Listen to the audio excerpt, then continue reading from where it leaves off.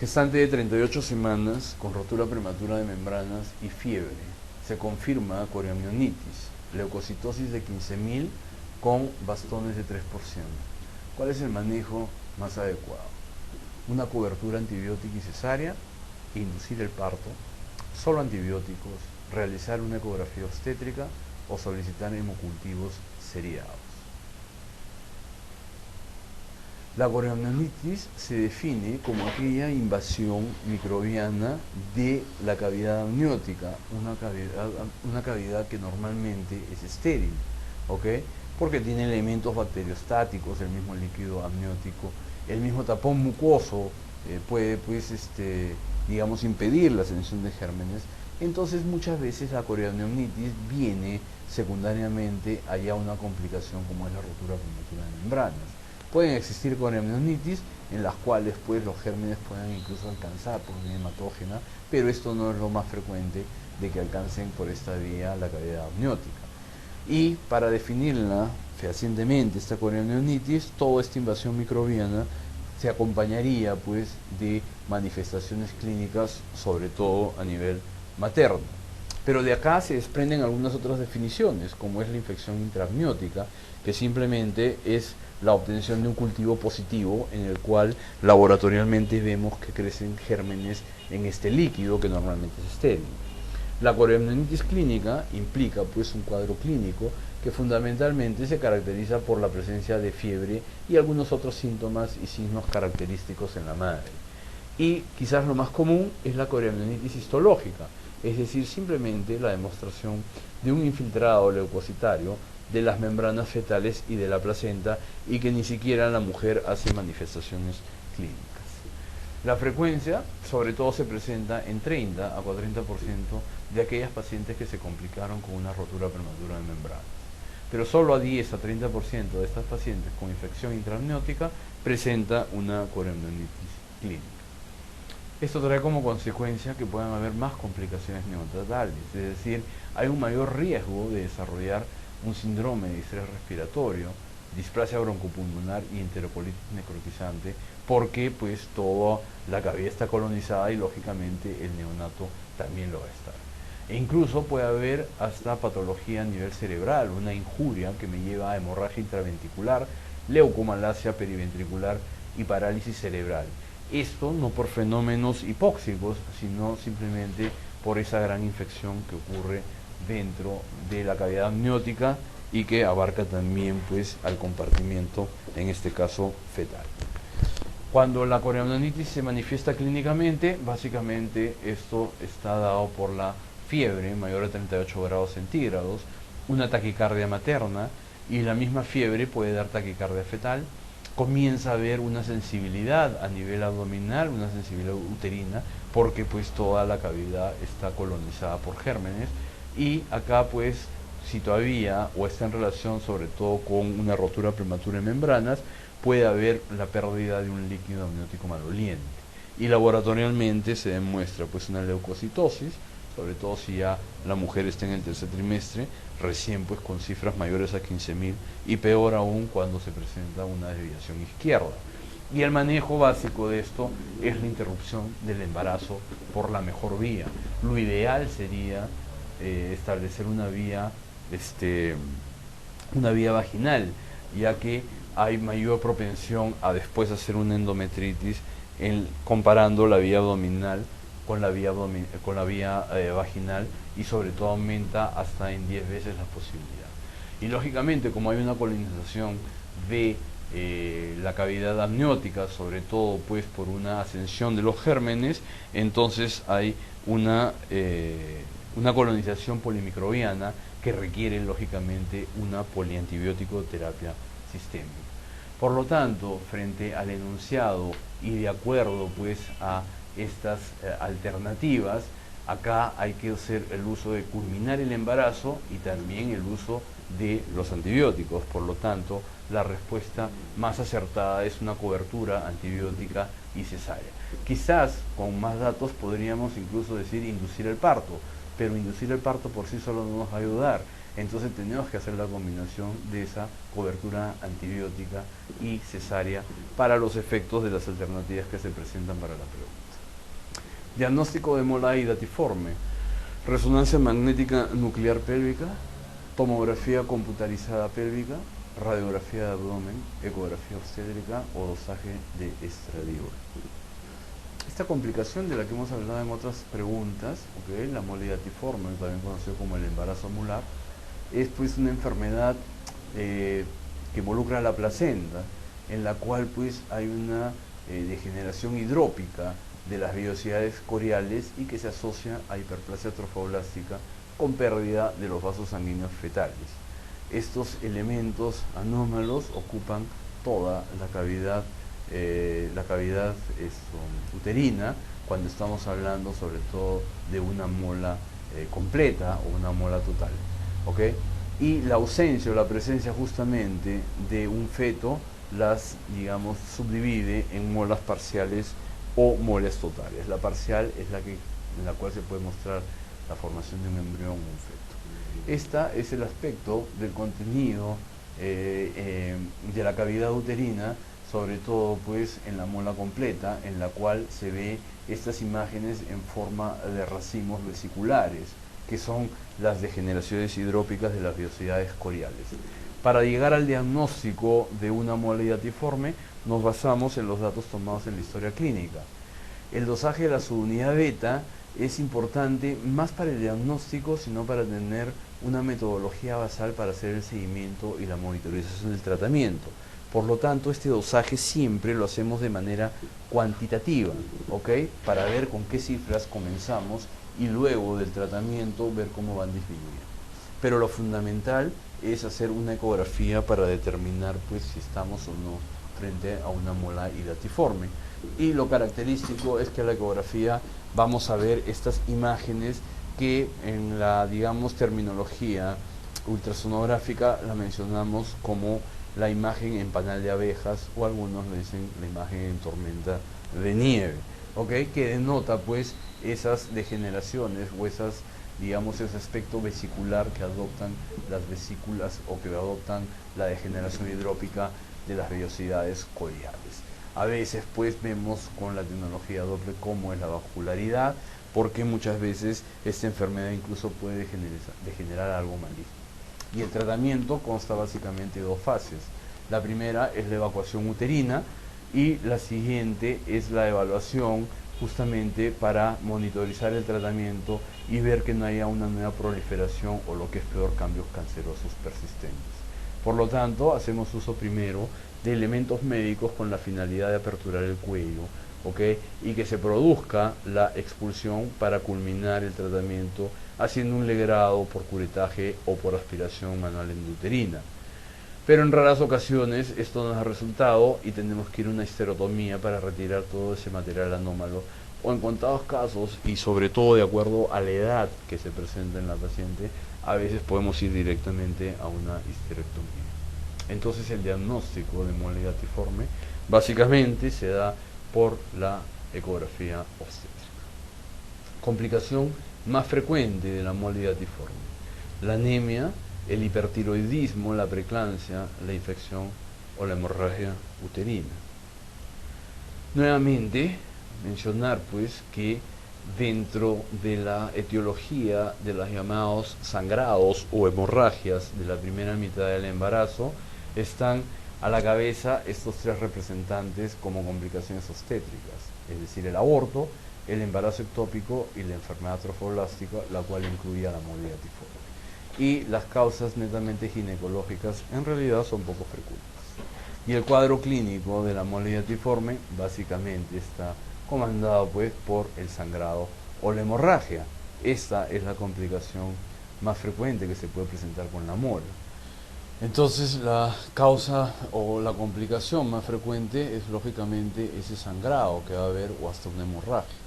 La mujer gestante, muchas veces complicada por este cuadro, viene con la expulsión de estas vesículas, un útero aumentado de tamaño, normalmente rápido, sobre todo cuando es una mola completa, la ausencia del latido cardíaco fetal en ambos tipos de mola, y sobre todo pues complicaciones médicas como la preeclampsia, la hiperemesis gravídica, quistes tecaluteínicos, y la tirotoxicosis. Esto sobre todo en relación por el aumento de la producción de la hormona gonadotrofina coriónica. Sin embargo, esas complicaciones médicas no son más frecuentes pues que el sangrado, ya que la, digamos, fuente nos indica que es la preeclampsia, la complicación más frecuente de la mola hidatiforme. Sin embargo, eso no es así, sino es la hemorragia uterina. Por lo tanto, esta es una pregunta con una alternativa errada. Perfil biofísico fetal 8/10, gestación de 40 semanas y oligoamnios. ¿Cuál es la conducta más adecuada? Realizar el Doppler diario, una amnioinfusión, un perfil biofísico fetal diario, terminar el embarazo o un peso fetal diario. Recordemos que existe un equilibrio del líquido amniótico, tanto en su producción como en su excreción. Lo fundamental en cuanto a la formación del líquido amniótico es el hecho de la producción de una orina fetal muy diluida por parte de los riñones de feto, ¿ok? Y también lo ayuda a la producción a partir del líquido pulmonar que normalmente se realiza en este aparato que no ayuda para la respiración, pero que sí tiene un trofismo. Y en cuanto a la excreción, esto básicamente está de la mano con la dilución por parte del feto del mismo líquido amniótico y en poca medida la absorción hacia los vasos fetales.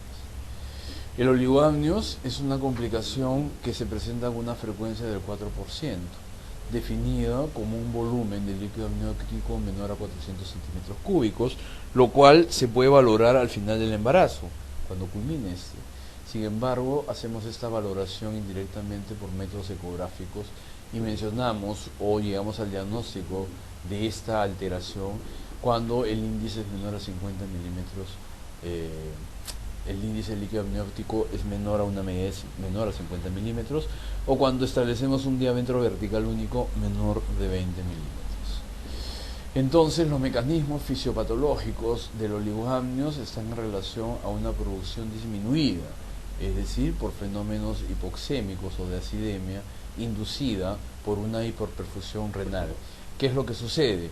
Que muchas veces el producto pues comienza a centralizar los flujos y esto puede ir de la mano sobre todo con episodios o estados de insuficiencia placentaria. Es decir, que ante la falta del aporte oxigenatorio, la poca cantidad de sangre que llega a esa placenta, que es fija, ¿ok?, trae como consecuencia un aporte fijo también de oxígeno, y eso hace que el producto comience a preferir terrenos como el sistema nervioso central y el miocardio y deseche otros como el sistema renal. Esto trae como consecuencia una hipoperfusión renal y por ende una producción disminuida del volumen de orina, que en este caso contribuye a la disminución final del volumen del líquido amniótico. También enfermedades a nivel de los aparatos involucrados en la producción del líquido, como son los pulmones o los riñones, como agenesia, digenesia o cualquier alteración, trae como consecuencia una producción disminuida del líquido amniótico. O puede estar el aparato urinario o el riñón indemne, pero sin embargo hay una obstrucción a la salida o al flujo de la orina fetal por una uropatía obstructiva fetal. Entonces finalmente te trae como consecuencia un oligoamnios. O quizás algo más común es la pérdida del líquido amniótico, esto sobre todo en relación a la rotura prematura de membranas o también asociado a complicaciones luego de hacer algunos procedimientos. ¿Por qué es importante reconocer el oligoamnios? Porque este te va a traer como consecuencia complicaciones. Antes del parto, como se pierde la capacidad neumática del líquido amniótico que le brinda al feto, entonces no hay unos movimientos respiratorios adecuados y esto trae como consecuencia, si en este estado de oligoamnios se permanece más de 4 a 6 semanas, una hipoplasia pulmonar, lo cual finalmente lo va a llevar a la muerte una vez que se ha expulsado el producto fuera del útero. Además, esa falta de líquido hace que el producto adopte algunas posiciones viciosas, sobre todo a nivel facial o a nivel de los miembros, tanto inferiores como superiores, causando finalmente unas deformidades ortopédicas. Y lo que es peor, puede ocurrir pues la muerte fetal intrauterina, que sobre todo es más frecuente cuando en estado de oligoamnios, en el intraparto primero se presenta un sufrimiento fetal, pero incluso podemos llegar hasta la muerte fetal. Esta es la manera como en productos perdidos, por ejemplo, se ve el apaludamiento de las pequeñas partes y estas posiciones viciosas tanto a nivel de los pies como a nivel de las manos, en las cuales pues se ven estas llamadas deformidades ortopédicas. El diagnóstico del oligoamnios se inicia valorando pues el examen abdominal con las maniobras de Leopold, en la cual vemos que fácilmente podemos tocar las partes fetales. ¿Okay? Se traduce también porque pueden haber fenómenos compresivos ante la falta de líquido del cordón umbilical y comenzamos a detectar soplos funiculares, lo cual demostramos en la ecografía pues que hay una falta o hay una disminución del líquido amniótico. Y podemos demostrar incluso las alteraciones del ritmo de los latidos cardíacos fetales con el establecimiento de estas desaceleraciones llamadas variables o de tercer grado, que involucra pues unas desaceleraciones que en realidad no tienen relación con las contracciones uterinas. El manejo del oligoamnios implica pues determinar la presencia o ausencia de a veces malformaciones fetales que me lleven a este estado patológico. Hay que cuantificar adecuadamente el crecimiento fetal y si existen malformaciones fetales evidentes, idealmente debería llevarse a un estudio citogenético de este producto. Si no ocurriera nada de eso, entonces lo ideal es mantener en reposo al paciente, a la gestante, y esperar o inducir una madurez pulmonar. Y a las 34 semanas quizás interrumpir la gestación.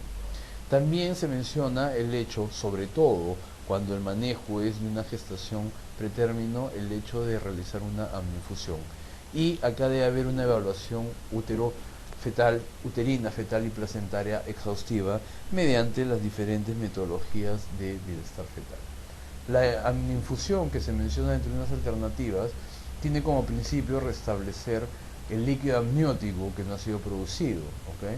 Con soluciones fisiológicas al 9 por 1000, como máximo 300 a 500 por sesión, a través de un catéter que puede ser colocado vía transcervical o mejor con una punción transabdominal bajo vía ecográfica.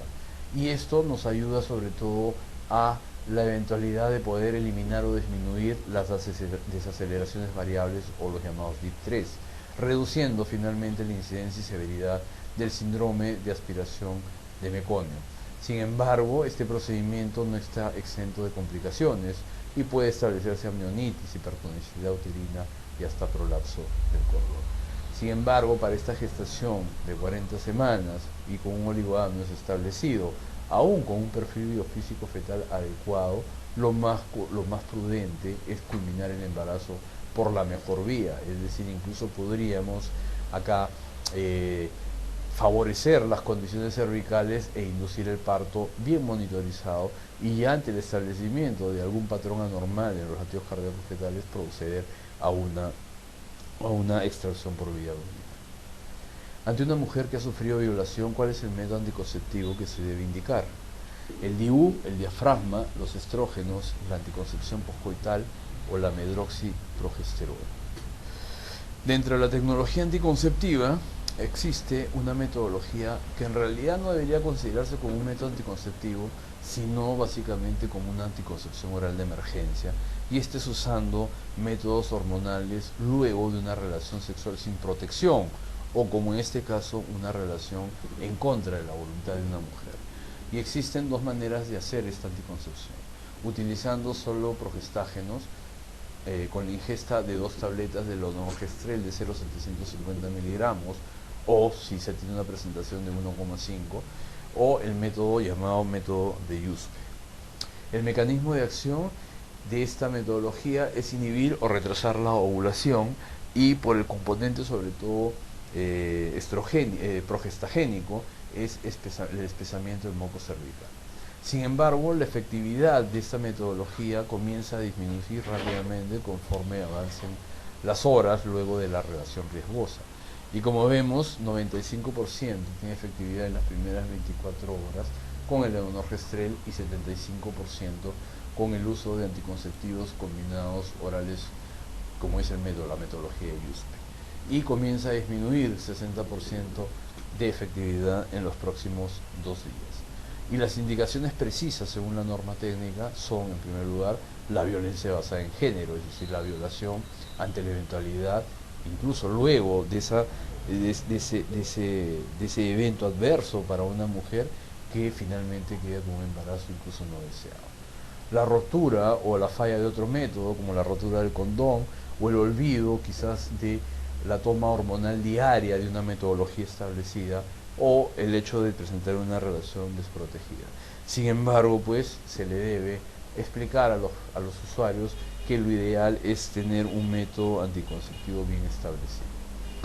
¿Cómo se debe usar? A cualquier edad y paridad, y sobre todo tomar lo antes posible y no pasar sobre todo las 72 horas luego de esa relación riesgosa. Se usa el levonorgestrel 0,75 cada 12 horas por 2 dosis o 1,5 miligramos por única vez. Y el método de USP indica o implica que debemos usar anticonceptivos orales combinados con la finalidad de, dentro de la combinación que usemos, alcanzar los 100 microgramos de etilestradiol. Tiene efectos secundarios, sobre todo pues cuando se toma gran cantidad de tabletas: náuseas, vómitos, dolor a nivel de las mamas, dolor de cabeza y fatiga. Quizás las náuseas y los vómitos son los más frecuentes, y cuando estos ocurren posteriormente, en menos de 2 horas de haber tomado la ingesta, se debe de repetir la ingesta, porque lo más probable es que no haya habido absorción del componente hormonal. Y el seguimiento se hace recomendando una abstinencia en lo que resta del ciclo o usar otro método, y en caso de retraso menstrual por más de una semana de la fecha esperada para menstruar, se debe efectuar una prueba de embarazo, porque finalmente pues el método no ha tenido efecto. Esto siempre se debe indicar que no es una metodología anticonceptiva habitual, y se debe hacer uso de un anticonceptivo regular. Por lo tanto, la respuesta es hacer uso de una anticoncepción poscoital. En cuanto a la corioneonitis, ¿cuál es el examen que confirme el diagnóstico de esta? Recuento de leucocitos mayor a 200 en el líquido amniótico, recuento de leucocitos mayor a 150 en el líquido amniótico, recuento de leucocitos mayor de 250 en el líquido amniótico, recuento de leucocitos mayor de 50 en el líquido amniótico, o recuento de leucocitos mayor de 300 en el líquido amniótico. Ya habíamos definido anteriormente en otras preguntas lo que es la corioneonitis, con las definiciones que se desprenden a través de esta y el cuadro clínico, y básicamente el diagnóstico lo hacemos así, con el cuadro clínico en una mujer que presenta pues algún factor de riesgo, por ejemplo una rotura prematura de membranas, y que finalmente comienza a hacer signología tanto clínica como signología laboratorial de infección, con fiebre, taquicardia materna, taquicardia fetal, sensibilidad uterina, líquido amniótico maloliente y una leucocitosis establecida mayor de 15.000 con desviación izquierda. Entonces, pues, estos son los elementos básicos de ayuda. Sin embargo, dentro de estos recuentos de leucocitos en el líquido amniótico, que lo ideal sería hacerlo tomando pues una muestra por vía de amniocentesis, ¿ok?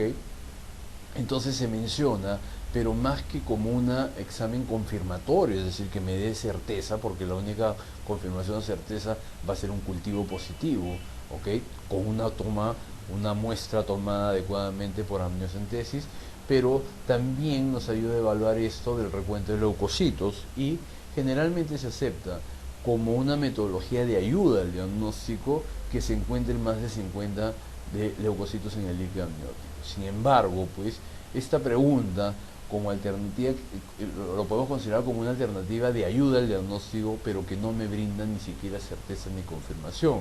Es decir, pues, esto sería una pregunta pues con un enunciado errado para las claves que se mencionan.